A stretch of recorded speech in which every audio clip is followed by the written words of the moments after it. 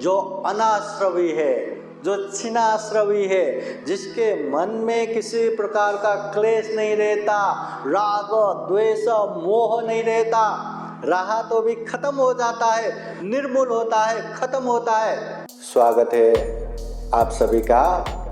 आप लोग देख रहे हैं बुद्धास टीचिंग चैनल और हम यहाँ महाकारुणिक तथागत बुद्ध और उनके शिक्षाओं के विषय में चर्चा करते हैं।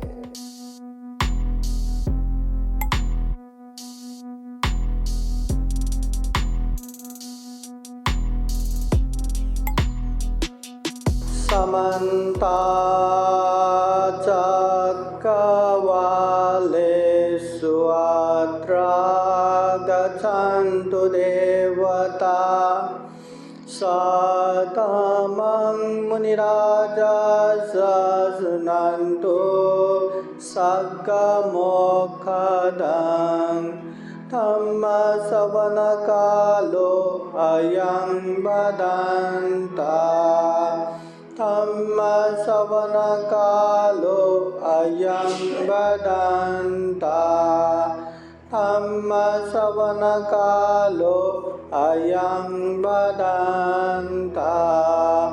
नमो तस्सै भगवतो अरहतो सम्मा सम्बुद्दस्सै। नमो तस्सै भगवतो अरहतो सम्मा सम्बुद्दस्सै। नमो तस्सै भगवतो अरहतो सम्मा सम्बुद्दस्सै। गर्भ में के उपजन्ति निरयं पापकामिनो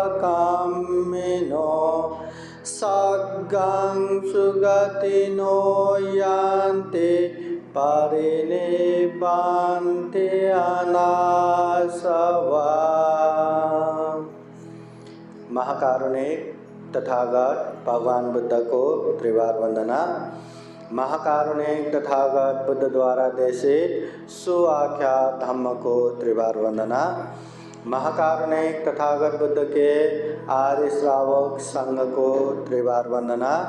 परम पूजनीय बोधिसत्व डॉक्टर बाबा साहब अम्बेडकर धम्मसागर बुद्ध विहार में उपस्थित उपासक उपासिकाएं तथा प्रत्यक्ष अप्रत्यक्ष रूप से इस धम्म देशना कार्यक्रम में जुड़े हुए संपूर्ण श्रद्धा संपन्न बुद्धि संपन्न उपासक उपासिकाएं। महाकारुणिक तथागत बुद्ध कहते हैं, दुनिया में जितने भी गलत है, अकुशल है, पाप है, ऐसा कोई भी पाप मत करो। दुनिया में जो भी कुशल है, धम्म है, पुण्य है, ऐसा करते जाओ और हमेशा अपनी खुद की चित्त को परिशुद्ध करते जाओ।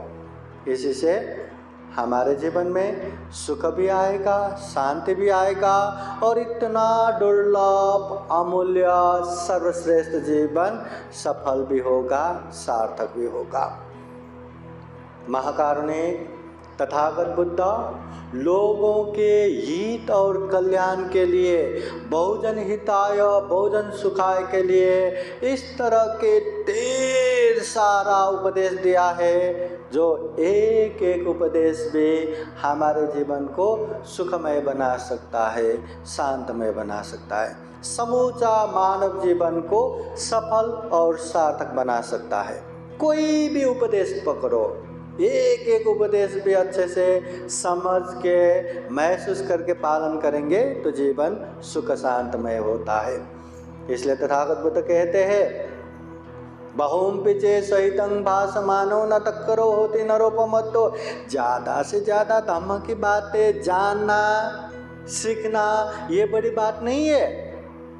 अगर ज़्यादा से ज़्यादा उपदेश जान के सुन के समझ के पालन नहीं करेंगे तो उसका कोई भी लाभ नहीं है, फायदा नहीं है।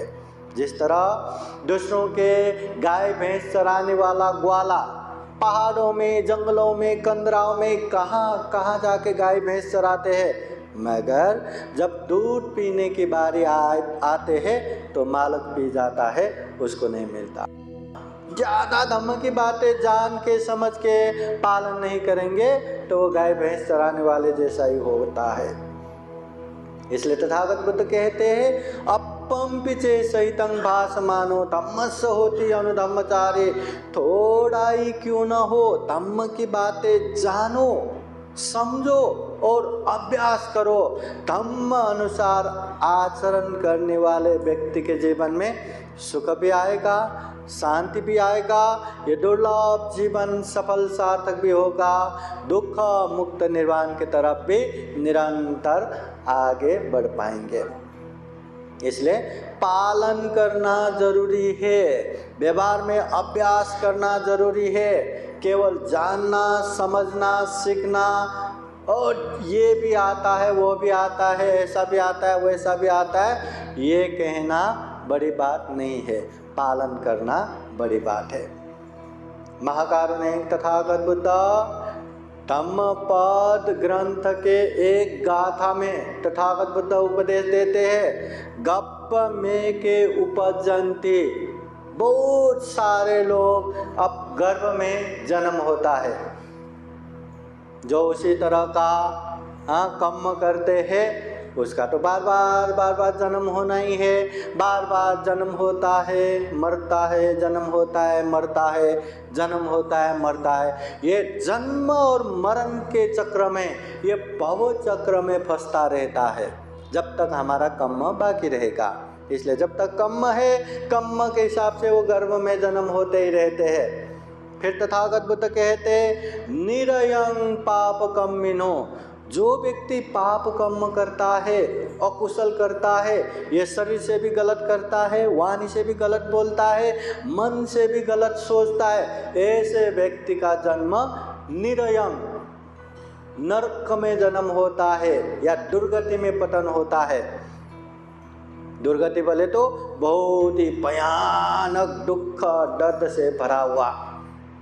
जैसे उदाहरण दिया तो जैसे कभी कभी हाथ पैर में घाव होता है तो ये ऊपर का छिलका निकल जाता है, तो अंदर का वो जो छिलका रहता है ना, जो त्वचा रहता है, हवा भी लगे तो दर्द महसूस होता है, इतना पतला रहता है।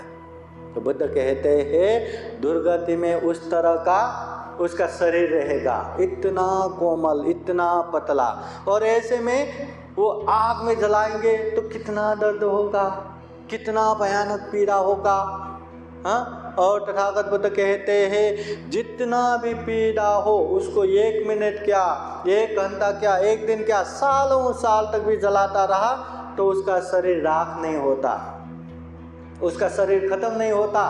क्यों? क्योंकि उसका कर्म बाकी है। जब तक उसका पाप बाकी है वो जलता रहेगा, पीड़ा यातना भुगतता रहेगा। तथागत बुद्ध उदाहरण देते हैं, जिस तरह हम खाना खाएंगे, कितना भी खाना खाओ, पेट बड़ा हो, वो पच जाता है कि नहीं, हजम होता है कि नहीं, हजम हो जाता है। मगर कोई एक औरत गर्भवती बने, पेट में बच्चा रहे, तो बच्चा भी हजम होता है क्या? नहीं। क्यों? क्योंकि वो बच्चे का कर्म है। उसी तरह दुर्गति में, नरक में कितना भी आग में जलाते रहो, कितना भी दुख दर्द पाते रहो, वो राख नहीं बनता।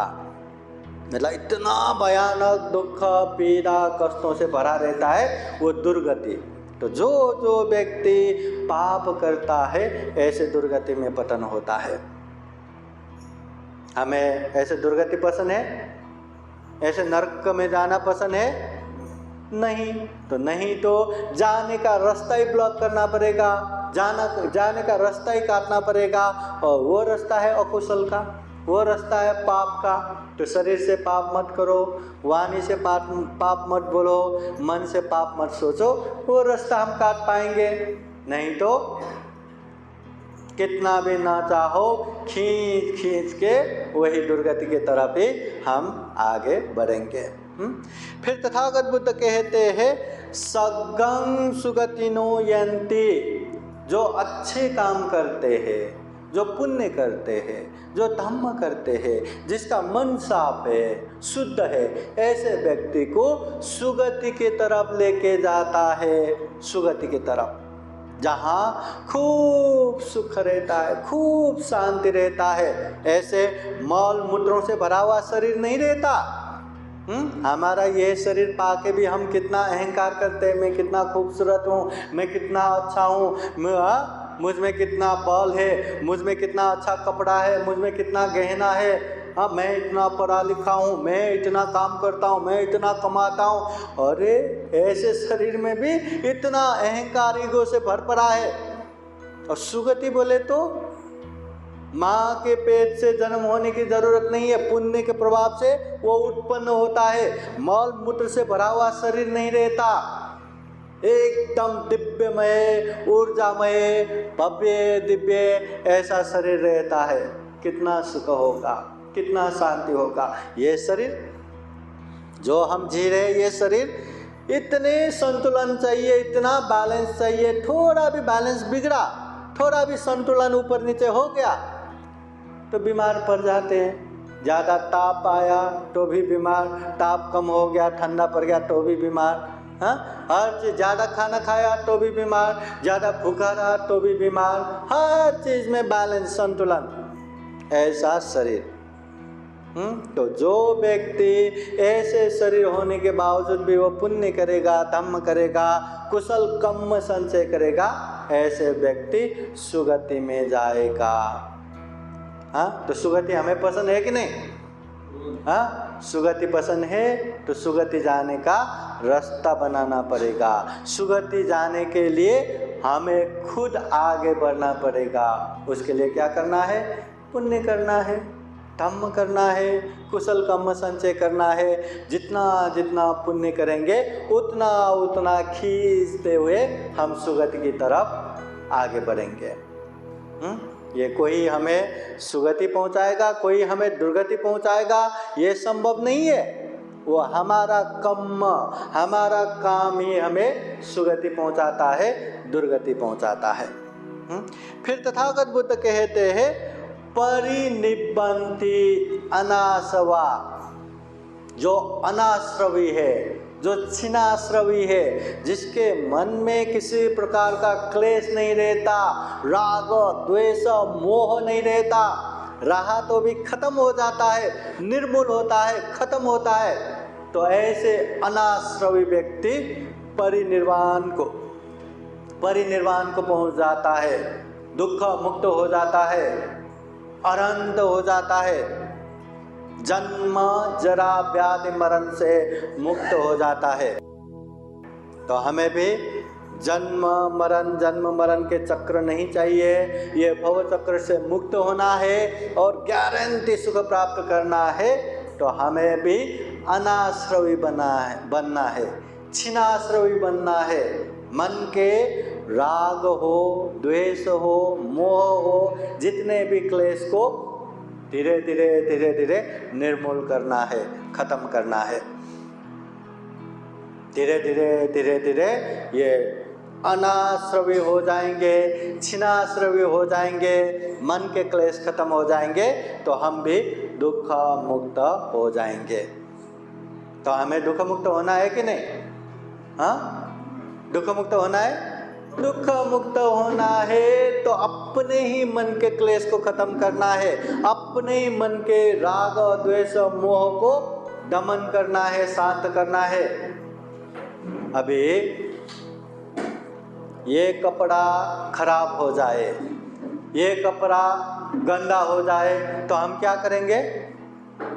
हाँ, ये पानी डाल के साबुन से अच्छे खासे धो देंगे, साफ हो जाएगा। शरीर में मैला हो जाए तो हम क्या करेंगे? अच्छे से नहाएंगे, साबुन लगा के नहाएंगे तो वो मैला भी निकल जाएगा। मगर ये मन के मैल को नाश करना है। अब कैसे नाश करेंगे? कपड़ा धोने से नाश हो जाएगा? हाँ, साबुन घिस के लगाने से वो खत्म हो जाएगा मैला? मन के मैल खत्म हो जाएगा? नहीं। तो क्या करना है? पुण्य रूपी साबुन से ही वो मैल धोया जाता है, वो मैल को साफ किया जाता है। इसलिए जितना जितना पुण्य करेंगे, जितना जितना धम्म करेंगे, उतना उतना वो मैल धीरे धीरे धीरे धीरे खत्म होता जाएगा। जितना दान देंगे श्रद्धा चित्त से, त्याग चित्त से, उतना ये लोभ लालच खत्म होता जाएगा, दमन होता जाएगा, निर्मूल होता जाएगा। जितना जितना हम अच्छे से शील सदाचार पालन करेंगे, उतना उतना ये द्वेष भावना, ये क्रोध भावना, ये चिड़चिड़ा भावना, वो भी धीरे धीरे धीरे धीरे खत्म होता जाएगा।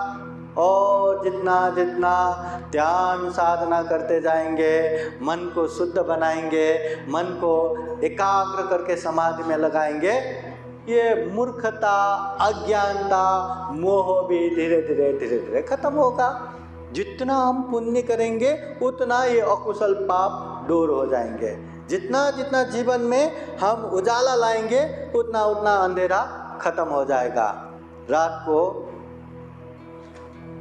लाइट जलाने के बाद यहाँ के सारे अंधेरा खत्म हो ऐसा कामना करने की जरूरत है क्या? नहीं। लाइट जलाया तो अंधेरा कहाँ जाएगा? जाएगा पता ही नहीं। वैसे ही जितना जितना हम पुण्य करेंगे, धम्म करेंगे, उतना उतना अकुशल पाप वैसे वैसे ही दूर दूर दूर दूर होता जाएगा। इसलिए अकुशल पाप नहीं करना है। कितना भी मौका मिले, कितना भी अवसर मिले, पाप है ना ये, अकुशल है ना ये, भले ही कोई न देखे या भले ही सबके नज़रों से छुपा के मैं ये पाप कर सकता हूँ, मगर पाप तो पाप ही है, अकुशल तो अकुशल ही है। वो दूसरे लोग देखेंगे तभी वो पाप का विपाक आएगा क्या? दूसरे लोग देखे न देखे, कुदरती कानून के हिसाब से, ये प्रकृति का नियम है, जो गलत करता है उसको गलत दुष्परिणाम आता ही है। और पुण्य भी सबके सामने करने की जरूरत है क्या? मैं दान दे रहा हूँ, देखो मैं दान दे रहा हूँ करके दिखा दिखा के दान देने की जरूरत है? मैं शील पालन कर रहा हूँ, हाँ माइक में घोषणा कर दो मैं शील पालन कर रहा हूँ, दिखाने की जरूरत है? सबके सामने देखो मैं ध्यान कर रहा हूँ करके सबके सामने बैठ बैठ के आंखें बंद करके ध्यान करके बैठने की जरूरत है क्या? हाँ, ऐसे सबको दिखाएंगे तभी वो पुण्य का फल आएगा क्या? नहीं।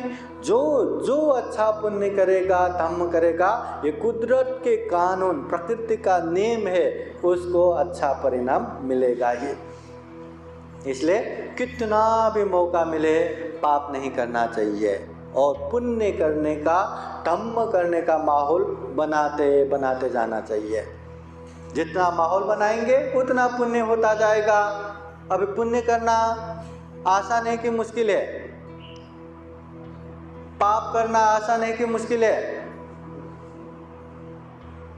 कौन सा आसान है? पाप करना आसान है या पुण्य करना आसान है? पुण्य करना आसान है।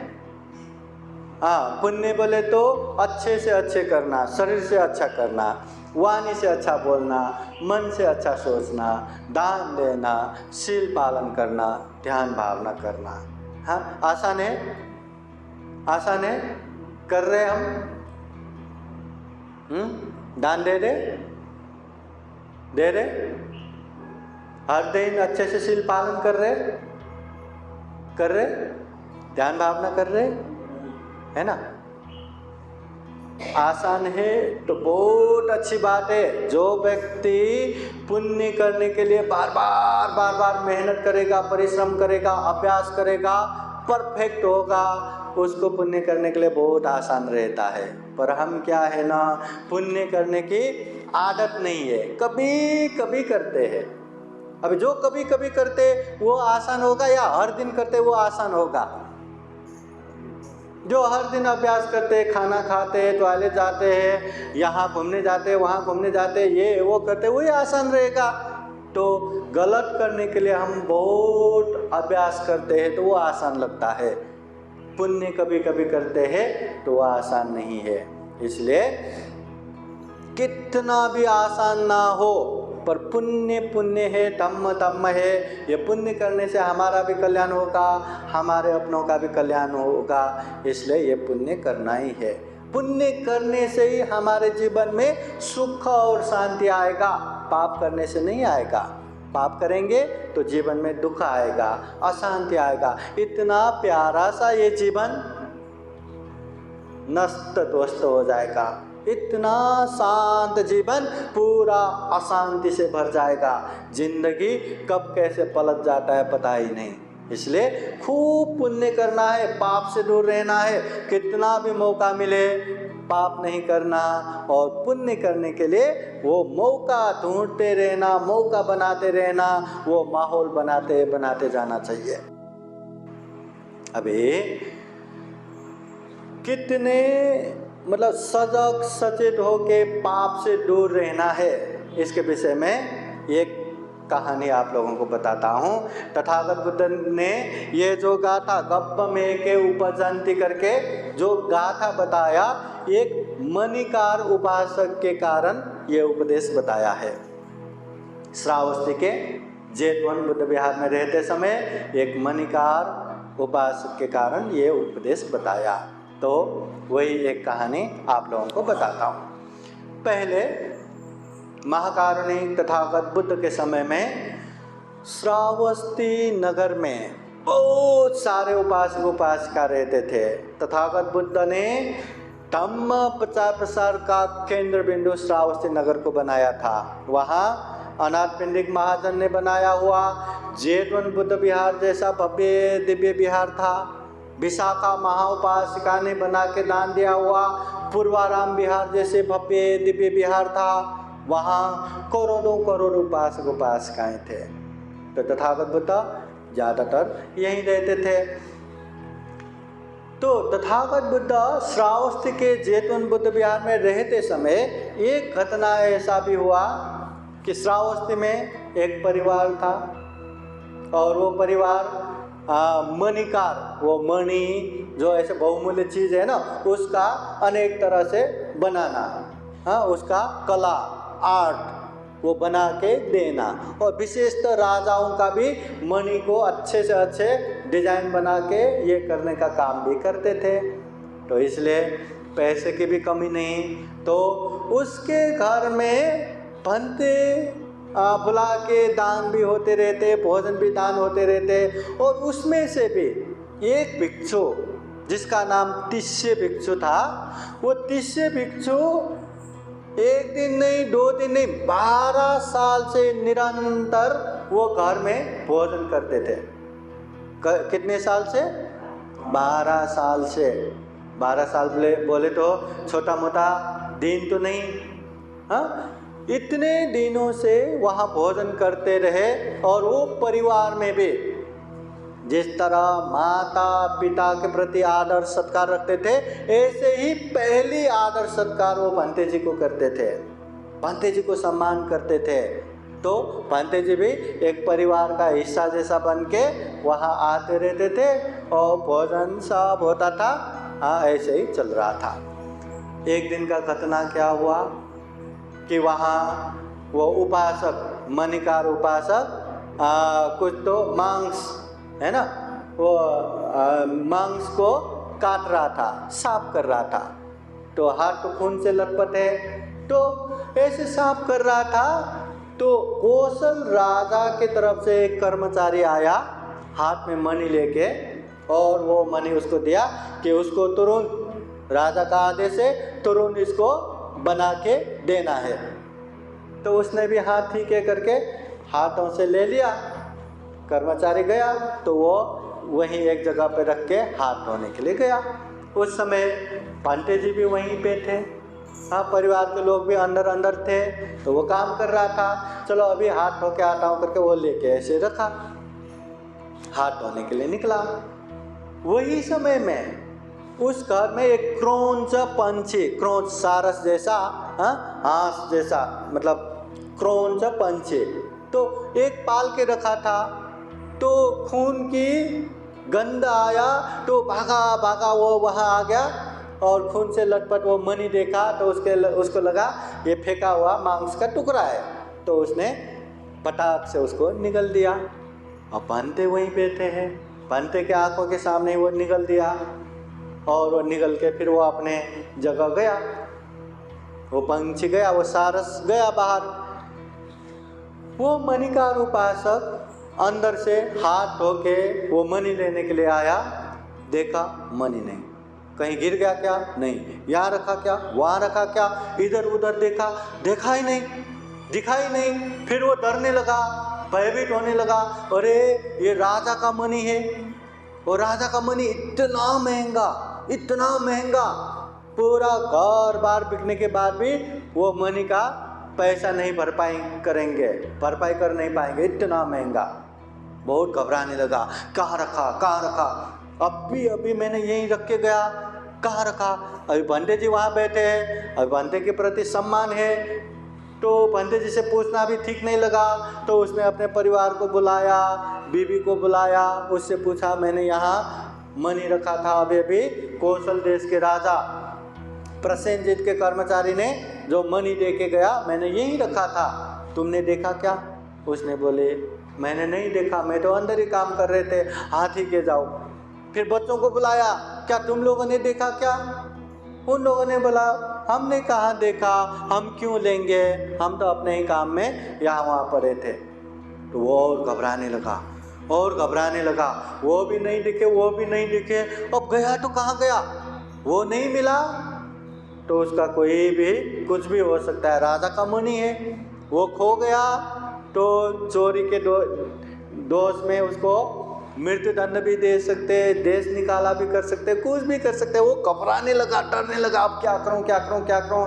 फिर अपने बीवी को बुला के वो कहते हैं यहाँ जो मणि यहाँ रखा था तुमने नहीं देखा, बच्चों ने नहीं देखा। अभी बैठे तो पंते जी है, कहीं पंते जी ने तो नहीं लिया होगा।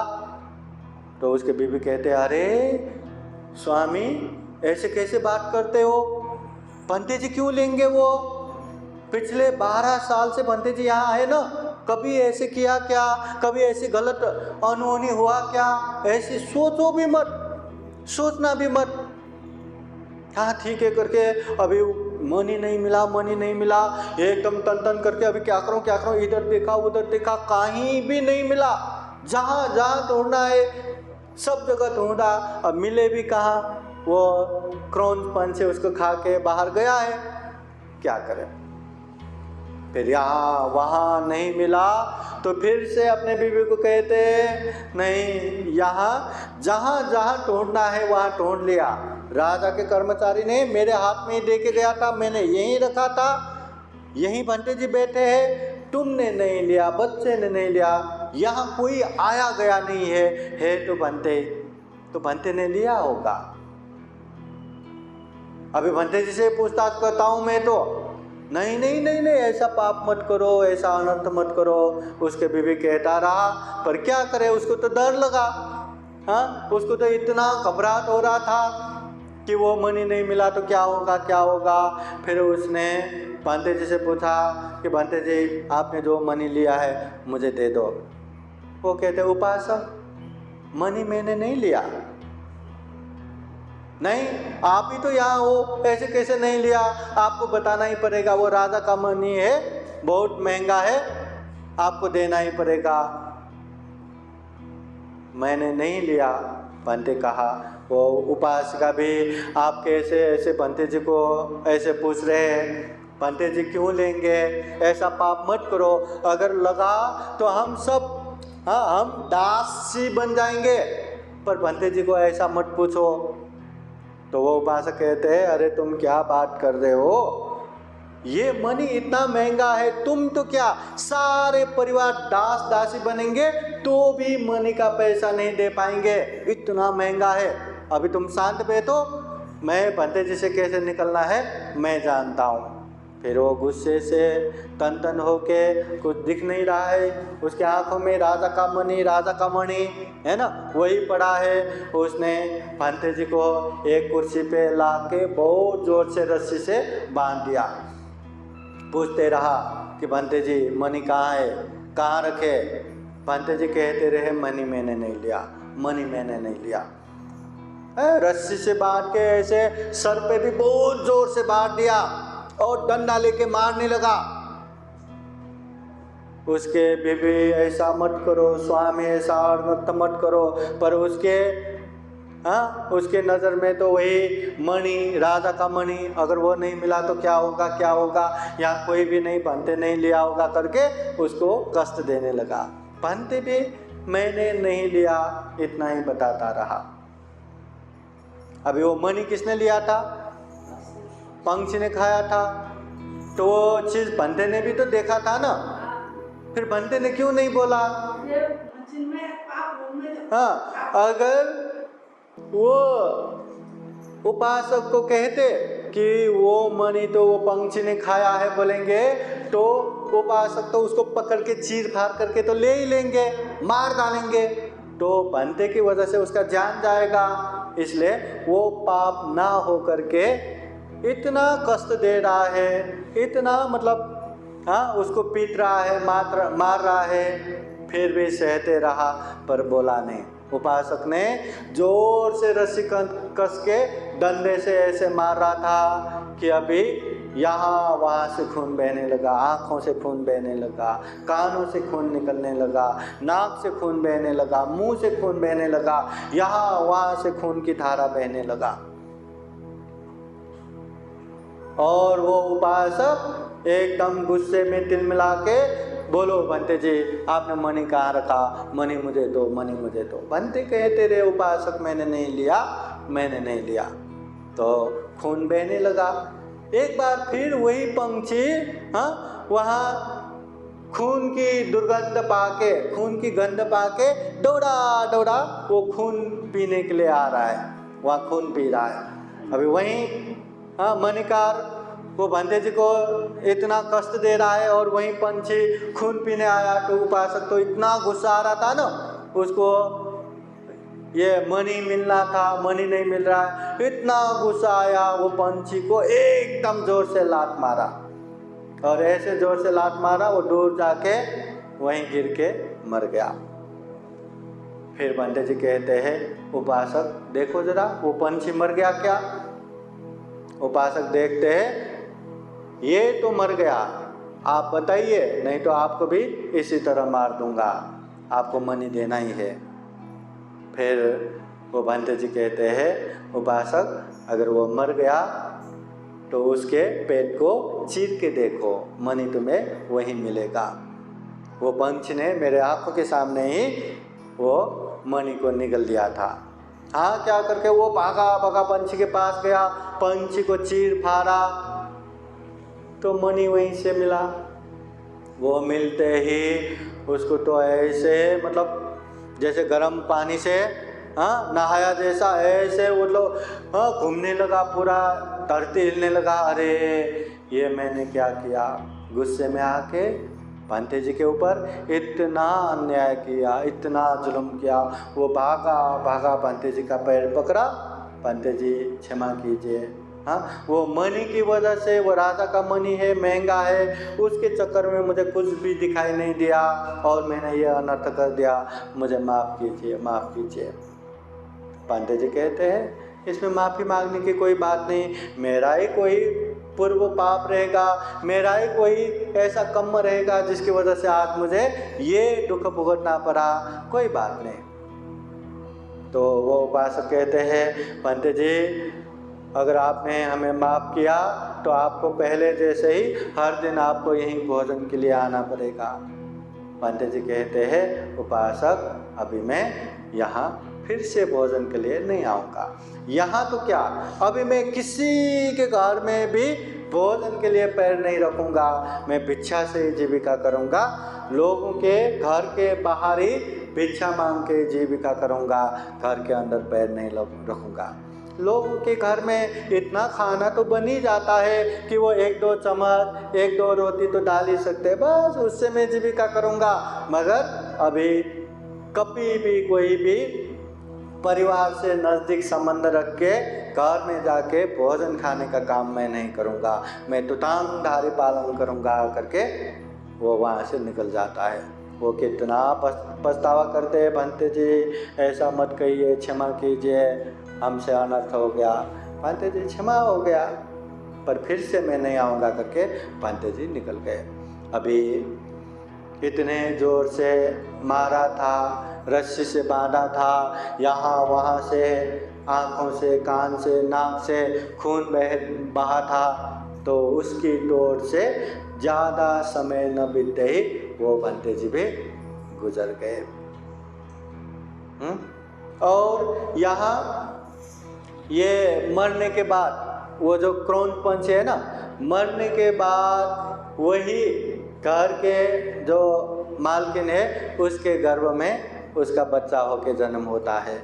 समय के साथ साथ ये मणिकार उपासक मर गया तो पांते जी के ऊपर इतना जुल्म किया था, इतना दुख कष्ट दिया था, वो अकुशल कर्म से, वो पाप से वो दुर्गति में पतन हो गया। और ये उसकी बीवी जो उपासिका अच्छे मन के है, पांते जी का भी खूब सेवा किया, खूब सम्मान किया, और जब अपने पति उनके ऊपर जुल्म कर रहे थे तब भी हाथ जोड़ जोड़ के ऐसा अनर्थ मत करो करके करके अच्छे हृदय से वो जो अच्छा काम कर रहे थे उसकी वजह से अच्छे पुण्य कार्य की वजह से वो सुगति में उत्पन्न हो गया। फिर एक बार उपासक उपासिकाएं मतलब ऐसा होने के बाद एक बार भिक्षु लोग बातें करते रहते हैं कि ऐसे ऐसे हो गया, वो तीसरे भिक्षु भी मर गया, क्या हुआ कैसा हुआ। फिर तथागत बुद्ध इसी बात को लेके श्रावस्ती के जेतवन बुद्ध विहार में यही उपदेश देते हैं। गब्ब में के उपचंती, कोई गर्भ में उत्पन्न होता है, कोई पाप कर्म की वजह से नरक में उत्पन्न होता है, कोई पुण्य कार्य से सुगति में उत्पन्न होता है, कोई अनाश्रवी होने से परिनिर्वाण हो जाता है। ये क्रोंच पंछी वो गर्भ में उत्पन्न हो गया, वो मणिकार उपासक पांते जी को इतना जुल्म किया, वो दुर्गति में उत्पन्न हो गया। उसके बीवी उपासिका अच्छे मन से सेवा किया, अच्छा पुण्य किया, वो सुगति में उत्पन्न हो गया। और वो पांते जी जो अनाश्रवी है, जो छिन्नाश्रवी है, जिसने सारा क्लेश को खत्म किया, वो परिनिर्वाण हो गया, दुख मुक्त हो गया। ऐसा कहते हुए तथागत बुद्ध ये गाथा उपदेश देते हैं। और गाथा के अंत में बहुत सारे लोगों को ये धम्म सार्थक होता है, बहुत सारे लोगों ने ये ज्ञान प्राप्त कर लेता है। तो ये है तिस्य भिक्षु और मणिकार उपासक की कहानी।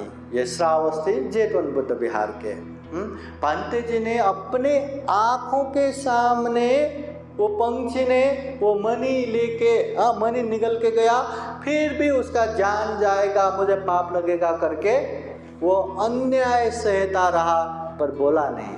बोलते ही उसको चीर फाड़ के वो निकालता ही है, इतना महंगा मणि है, उसके जान की क्या। पांते जी को नहीं छोड़ रहा है, वो पंछी को क्या छोड़ता। तो बचाने के चक्कर में पांते जी ने नहीं बोला, वो मरने के बाद ही बोला। अगर हमारे जीवन में ऐसा होता तो हम तो पहले ही फुर्सत में बताते मैंने कुछ नहीं किया, वो पंछी ने खाया है, पहले ही बोलता है ना, क्योंकि खुद को पहले बचाने की सोचते। मगर लंबी समय के लिए सोचेंगे तभी का दुख कष्ट बहुत कम है। अगर पाप करेंगे तो बाद में इतना भयानक दुख कष्ट आएगा, इतना भयानक दुख कष्ट आएगा, ये तो उसके सामने कुछ भी नहीं, छोटा सा ही है। इसलिए हमें ऐसा याद रखना, अभी थोड़ा सा फायदा हो रहा है ना, अभी थोड़ा सा पैसा आ रहा है ना, अभी परिवार के लिए ऐसा हो रहा है ना, मुझे मज़ा आ रहा है ना, एक चक्कर में ऐसा पाप कभी मत करना, ऐसा गलती कभी मत करना कि बाद में उसका दुख कष्ट भुगतते समय, उसका पाप भुगतते समय आँखों से आंसू गिरा के पछतावा करते करते तड़प तड़प के बैठना पड़े और दुर्गति में पतन होके भयानक दुख कष्ट का भोग करना पड़े। इसलिए तथागत बुद्ध कहते हैं ऐसा कर्म मत करो जो कर्म बाद में पछतावा करना पड़े, ऐसा अच्छे कुशल कर्म करो अभी भी सुख शांति मिले, बाद में भी सुख शांति मिले। इसलिए उपासक उपासिकाएं हम बहुत ही भाग्यवान है, नसीबवान है कि हमें बुद्ध मिला, धम्म मिला, संघ मिला और बाबा साहब मिला। बाबा साहब की वजह से ये सारा मिला। फिर इतना दुर्लभ जीवन मिला, प्राणियों में सर्वश्रेष्ठ जीवन मिला। हम खुद भी अच्छे बुरे, पाप, धर्म, कुशल, अकुशल, योग्य अयोग्य समझ सकते हैं। हम चाहे तो अच्छे से अच्छे पुण्य कार्य, धर्म कार्य करते करते जीवन बिता सकते हैं और अकुशल पाप से दूर रह सकते हैं। इतना दुर्लभ जीवन मिला, दुर्लभ जीवन मिला, ये बहुत बड़ी बात है। दुर्लभ बुद्ध मिला, ये बहुत बड़ी बात है। दुर्लभ बुद्ध का अच्छे धम्म मिला, ये बहुत बड़ी बात है। तो हमें मनुष्य होके अच्छे से मनुष्य की तरह जीना है, अच्छे से पुण्य कार्य करके जीना है, तभी ये जीवन भी सफल सार्थक होगा। दुख मुक्त मार्ग फल के तरफ निरंतर आगे बढ़ पाएगा। समझना है, धारण करना है, महसूस करना है, फिर बुद्धवाणी को अभ्यास भी करना है, पालन भी करना है। जीवन में सुख शांति आएगा ही। तो हम यही कामना करते हैं कि हम भी महाकारुणिक तथागत बुद्ध के धम्म को खूब अच्छे से जान सके, समझ सके और ढेर सारा पुण्य धम्म करते करते ये दुर्लभ या मूल्य, ये सर्वश्रेष्ठ मनुष्य जीवन को सफल बना सके, सार्थक बना सके। अंत में जन्म जरा व्याधि मरण से मुक्त निर्वाण तक प्राप्त कर सके, ऐसी कामना करते हुए ये धम्म देशना यही समापन करते हैं। सबका मंगल हो, सबका कल्याण हो। भवतु सबका मंगलम। साधु साधु साधु। बुद्धं नमामि, बुद्ध को नमन करता हूँ। धम्मं नमामि, धम्म को नमन करता हूँ। संघं नमामि, संघ को नमन करता हूँ।